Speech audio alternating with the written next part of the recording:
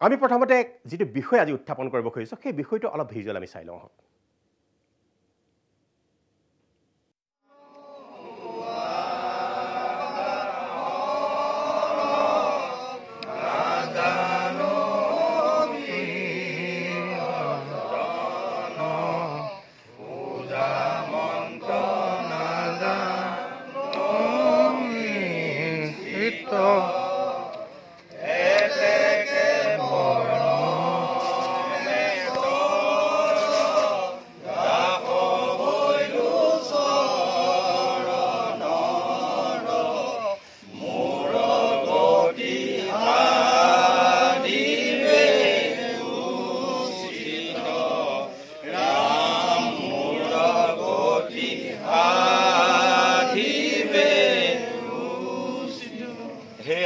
গুৰু মন্দিৰ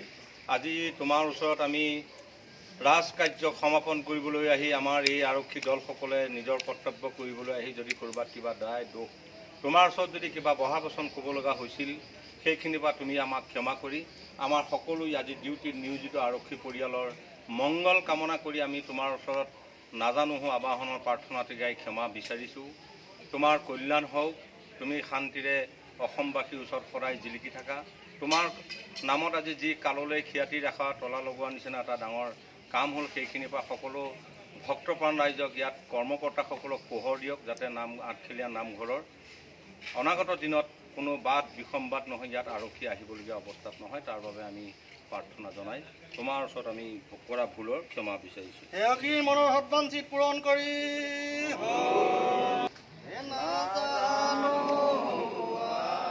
আপোনালোকে শুনিলে নিশ্চয় সামগ্ৰিকভাৱে কিটো বিষয় আমি আজি ইছ্যু অফ দ্য ডেত উত্থাপন কৰিব খুজিছোঁ সেইটো নিশ্চয় অনুমান কৰিব পাৰিছে হয় এক বিতৰ্কৰ সৃষ্টি হৈছিল বিখ্যাত গোলাঘাট জিলাৰ আঠখেলীয়া নামঘৰত অৰ্থাৎ দুটা ফৈদৰ মাজত সংঘাত আৰু এই সংঘাতে কিন্তু আঠখেলীয়া নামঘৰত এক তলা লগাব লগা এক পৰিৱেশ আৰু পৰিস্থিতিৰ সৃষ্টি কৰিলে সেয়েহে হয়তো সঠিকভাৱে কৈছিল কোনোবাই গুৰুজনাই এক কৰে ভকতেহে ভাগ কৰে এই কথাই এই আঠখেলীয়া নামঘৰত দুটা গোটৰ মাজত এক তেওঁলোকৰ দ্বন্দ্ব আহি পৰিছিল আৰু এই দ্বন্দ্বৰ পৰিণতি ইমান পৰ্যায় পালেগৈ ৰাইজৰ এক নামঘৰ গুৰুজনাৰ এক পবিত্ৰ নামঘৰ এই নামঘৰ কিন্তু তলা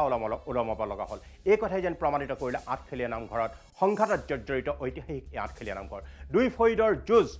দুইটা ফৈদৰ যুঁজৰ পিছত আৰক্ষী যাব লগা হ'ল নামঘৰলৈ আৰু আৰক্ষীয়ে প্ৰাৰ্থনা কৰিব লগা হ'ল নামঘৰৰ তোৰণৰ সন্মুখত তেওঁলোকে নিজৰ খাকী পোছাকযোৰ পিন্ধি ক'ব লগা হ'ল যে এনেকুৱা সংঘাত যাতে নহওক যাৰ কাৰণে আৰক্ষী আহিব লগা হ'ল আৰক্ষীয়ে সমূহীয়া প্ৰাৰ্থনাত সৰ্বত্ৰ চৰ্চা লাভ কৰিছে এই ভিডিঅ'ই সোমবাৰে পুনৰ উত্তপ্ত হৈ পৰিছিল আঠখেলীয়া নামঘৰৰ বিশেষকৈ হস্তিদাৰ বন্ধ কৰাক লৈ সৃষ্টি হৈছিল উত্তেজনা নামঘৰৰ পৰিচালনাক লৈ দুটা পক্ষৰ মাজত তীব্ৰ সংঘাতৰ সৃষ্টি হৈছিল মূল গেটত তলা লগাইছিল কৰ্ণধাৰ সমিতিয়ে সেৱা গ্ৰহণ নকৰাকৈ উভতিছিল দূৰ দূৰণিৰ পৰা যোৱা ভক্ত ধনৰ বাবে এই সংঘাতৰ সূত্ৰপাত ঘটা বুলি অভিযোগ উত্থাপন হৈছে চৰকাৰে দিয়া অনুদান আৰু দান বৰঙণি ৰাইজে দিয়া দান বৰঙণিৰ ধনত চকু হেনো একাংশৰ এইবিলাক অভিযোগ 2016 চনত এই আঠখেলীয়া নামঘৰতে এনে পৰিস্থিতিৰ সৃষ্টি হৈছিল যি অতি লজ্জাজনক পৰিস্থিতি আছিল 2016 চনত নামঘৰত সৃষ্টি হৈছিল ভয়ংকৰ পৰিণতি ৰক্তাক্ত পৰিৱেশৰ সৃষ্টি হৈছিল এই আঠখেলীয়া নামঘৰতে দুটা গোটৰ মাজত দুটা ফৈদৰ মাজত এই নামঘৰতেই সংঘাতৰ সৃষ্টি হৈছিল ইয়াতকৈ আৰু লজ্জাজনক কথা কিবা থাকিব পাৰে নেকি কাৰণ নামঘৰৰ অনুদানক লৈ যিটো অভিযোগ উত্থাপন হৈছে এই অভিযোগটো হৈছে চৰকাৰে দিয়া অনুদান ৰাইজে দিয়া দান বৰঙণিক লৈ দুটা গোটৰ মাজত ইয়াকে লৈ কিন্তু তীব্ৰ সংঘাত অৰ্থাৎ একাংশই অভিযোগ কৰে যে যিসকল দায়িত্বত আছে সেইসকলে হেনো ধনৰ হৰলুকি কৰিছে এই অভিযোগ আৰু তেওঁলোকে ধনৰ হৰলুকি কৰিছে যিসকল ক্ষমতাত আছে বা যিসকল পৰিচালনা সমিতিত আছে আৰু কৈছে যে তেওঁলোকে ক্ষমতাৰ অপব্যৱহাৰ কৰিছে যিয়ে নহওক বিষয়সমূহ আলোচনা হ'ব পাৰে অভিযোগ হ'ব পাৰে কিন্তু এনেদৰে আঠখেলীয়া নামঘৰৰ দৰে এটা ঐতিহাসিক নামঘৰত তলা লগাই দিয়া ধৰণে ঘটনাৰ যে সৃষ্টি হৈছে ইয়াতকৈ আৰু লজ্জাজনক কথা একো হ'ব নোৱাৰে এই যে ব্যক্তিগত সংঘাত এই যে ক্ষমতাকেন্দ্ৰিক সংঘাত এই যে ধনক লৈ সংঘাত এই সংঘাতে কিন্তু সামগ্ৰিকভাৱে অসমৰ সাংস্কৃতিক জগতখনক গুৰুজনাৰ সেই পৰম্পৰাক কিন্তু লজ্জানত কৰিছে এইকেইটা আছিল আমাৰ আজিৰ দিনটোৰ ইছ্যু অফ দ্য ডে এই সম্পৰ্কত আমি আঠখেলীয়া নামঘৰৰ এক বক্তব্য শুনি লওঁ কমিটিয়ে আপোনাৰ তলা মাৰি দিলে তলা মৰাৰ কাৰণে এইটো পাৰ্টি এতিয়া খুলিবলৈ লাগে এতিয়া খুলিবলৈ লোৱাৰ লগে লগে এতিয়া আজি ধৰক মানে গেটখন বন্ধ কৰি দিয়াৰ লগে লগে আমাৰ বহুত স্থানীয় মানুহ হিচাপে বহুত বেয়া লাগিছে আজি বহুত লাজ পাইছোঁ সেউকে আহিছে চিলাপথাৰ লখিমপুৰৰ পৰা আহিছে কান্দিছে ইয়াত যে নামঘৰলৈ আহিছোঁ ইমান পইচা পাতি খৰচ কৰি কিন্তু আজি আমি সোমাবলৈ পোৱা নাই এনেকুৱা এটা পৰিস্থিতি কৰাৰ কাৰণে আমাৰ ৰাইজ আজি ওলাই আহিছে জতাপতভাৱে গোটেই গাঁৱৰ মানুহ ওলাই আহিছে কিন্তু শ্ৰী আঠখিলীয়া নামঘৰ বচা গাঁৱত অৱস্থিত কিন্তু আমাৰ বচা গাঁৱৰ ৰাইজ কি হ'ল আমাৰ ইয়াত খেলুৱাত মানে ৰাইজত নাই তেওঁলোকে মানে বাহিৰৰ পৰা আহি ইয়াত মানে কমিটি গঠন কৰি তেওঁলোকে মানে চব মানে ক্ষমতা কেন্দ্ৰিক কৰি আছে সেইকেইজন মানুহে হ'ল আপোনাৰ কিছুমান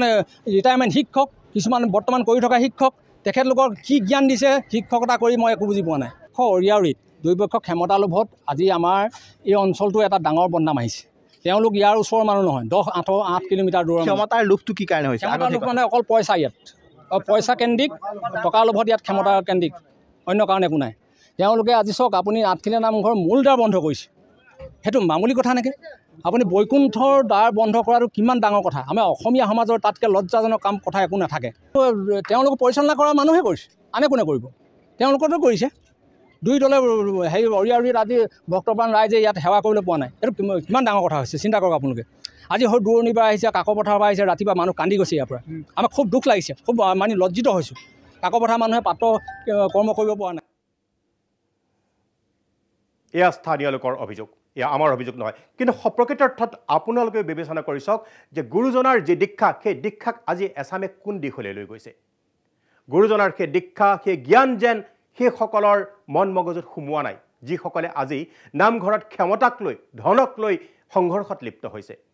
গুৰুজনাৰ আদৰ্শক আজি এই একাংশ লোকে একাংশ ক্ষমতা লোভী লোকে একাংশ বিশেষকৈ ধন লোভী লোকে কিন্তু সেই আদৰ্শক আজি পদদলিত কৰিছে আৰু এই কিন্তু হ'বলৈ দিব নালাগে আৰু এই ক্ষেত্ৰত স্থানীয় লোকে যিধৰণে ক্ষোভ উজাৰিছে স্থানীয় লোকে লজ্জানত হৈছে সেয়েহে কাৰ দূৰ দূৰণিৰ পৰা ভক্তসকলে আজি সেই গুৰুজনাৰ নামঘৰত বা সেই আঠখিলীয়া নামঘৰত প্ৰৱেশ কৰিব পৰা নাই ইয়াতকৈ আৰু লাজৰ কথা কিবা থাকিব পাৰে নেকি